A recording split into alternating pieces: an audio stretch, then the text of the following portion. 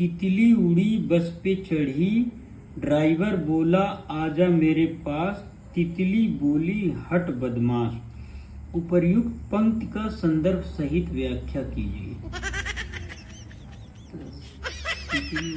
संदर्भ सहित व्याख्या यार कहाँ से लिया गया भाई पंक्ति यार, तो मालूम है नहीं बा। एक काम करे जोन चीज आवा तो ऊ लिखा, कम से कम कुछ नंबर तो मिली, तो व्याख्या भर कर दी थी। हाँ मान लो 10 नंबर के क्वेश्चन 5 तो मिलबे करी।